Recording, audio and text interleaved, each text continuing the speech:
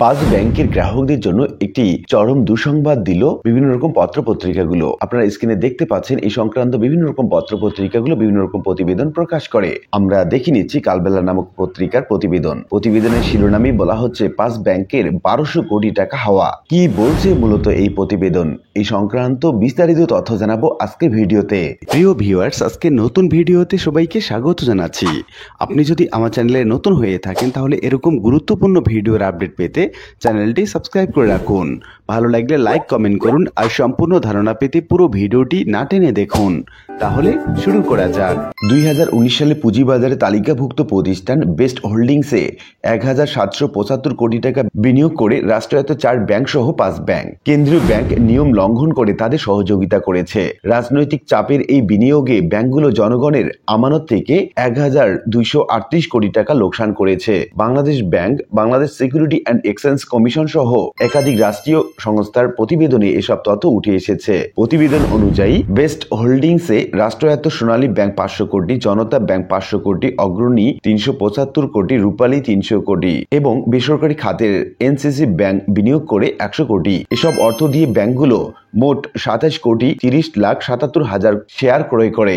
এতে 1238 কোটি টাকা লোকসান গুনছে এসব ব্যাংক, যা জনগণের আমানতের অপচয়। তথ্য বলছে পদ্মা ব্যাংকের সাবেক চেয়ারম্যান এবং আওয়ামী লীগ সরকারের সুবিধাভোগী নাফিস আরাফাত প্রভাব খাটিয়ে এসব বিনিয়োগ করে বের করে নিয়েছেন। ব্যাংকগুলো ক্ষতি জেনেও বেস্ট হোল্ডিংসে বিনিয়োগে বাধ্য হয়েছে বলে জানিয়েছে সংশ্লিষ্ট ব্যাংকগুলোর সূত্র। আর এক্ষেত্রে সহায়তা করেছে বাংলাদেশ ব্যাংক। বাংলাদেশ ব্যাংকে বিনিয়োগের বিষয়ে অবহিত করে চিঠি পাঠানোর পর তড়িঘড়ি করে এসব বিনিয়োগের অনুমোদন দেয়া হয়, ফলে ঝুঁকিতে পড়ে সাধারণ মানুষের আমানত। তথ্য বলছে বেস্ট হোল্ডিংসে বিনিয়োগের ক্ষেত্রে সর্বপ্রথম সরকারি ব্যাংক হিসাবে বিনিয়োগ করে রূপালী ব্যাংক। প্রাইভেট প্লেসমেন্ট শেয়ারে প্রজেক্ট এসপিভির মাধ্যমে প্রতি শেয়ার 55 টাকা প্রিমিয়াম সহ 65 টাকা দরে মোট 4,61,53,850টি শেয়ার ক্রয় করা হয়। এজন্য প্রতিষ্ঠানটির অনুকূলে 300 কোটি টাকা অনুমোদন করে রূপালী ব্যাংক।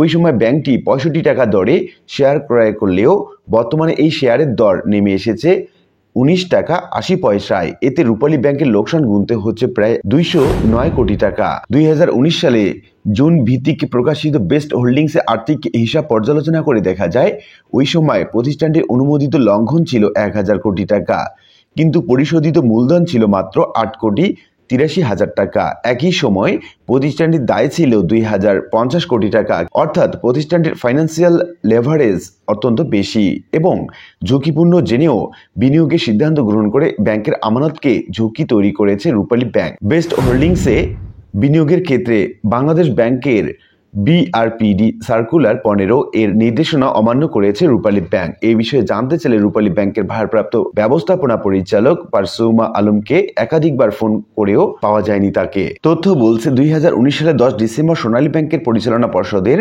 662তম সভায় পুঁজিবাজারে তালিকাভুক্ত প্রতিষ্ঠান বেস্ট হোল্ডিংসে অনুকূল শেয়ার ক্রয়ের সিদ্ধান্ত হয়। এই সিদ্ধান্ত অনুযায়ী প্রাইভেট প্লেসমেন্ট শেয়ার প্রজেক্টে এসপিভির মাধ্যমে প্রতি শেয়ার 55 টাকা প্রিমিয়াম সহ 65 টাকা দরে মোট 7,69,23,100টি শেয়ার ক্রয় করা হয়। তথ্য বলছে 2017 সালে মার্চ মাসে অনুষ্ঠিত সোনালী ব্যাংকের 509তম সভায় বেস্ট হোল্ডিংসে বিনিয়োগের বিষয়ে 1,200 কোটি টাকা ঋণ প্রস্তাব উঠেছিল, কিন্তু সে সময় পরিচালনা পর্ষদের সদস্যরা প্রস্তাবটি অনুমোদনে অসম্মতি জানান। এক্ষেত্রে তৎকালীন বোর্ড প্রতিষ্ঠানটির বিষয়ে কয়েকটি পর্যবেক্ষণ করে প্রস্তাব নাকচ করে দেয়। এছাড়া একমাত্র বেসরকারি ব্যাংক হিসেবে 2019 সালে বেস্ট হোল্ডিংসে বিনিয়োগ করেছিল এনসিসি ব্যাংক। ব্যাংকটির প্রায় 100 কোটি টাকা লোকসানের বিষয়ে জানতে ব্যবস্থাপনা পরিচালক শামসুল আরিফিনকে একাধিকবার ফোন করলেও তিনি রিসিভ করেননি। তথ্য বলছে বেস্ট হোল্ডিংসে বিনিয়োগের ক্ষেত্রে ব্যাংকগুলোর অনুকূলে সব সম্পত্তির উপর চার্জ সৃষ্টি করার কথা ছিল, কিন্তু তা করা হয়নি। এমনটি বিনিয়োগের উপর 10% হারে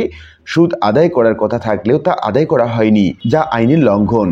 সার্বিক বিষয়ে জানতে চাইলে বাংলাদেশ ব্যাংকের নির্বাহী পরিচালক এবং মুখপাত্র হোসনে আরা শিখা কাল বেলাকে বলেন, এসব বিনিয়োগে ব্যাংকগুলো কোনো অনিয়ম করেছে কিনা সেটি কেন্দ্রীয় ব্যাংক খতিয়ে দেখবে।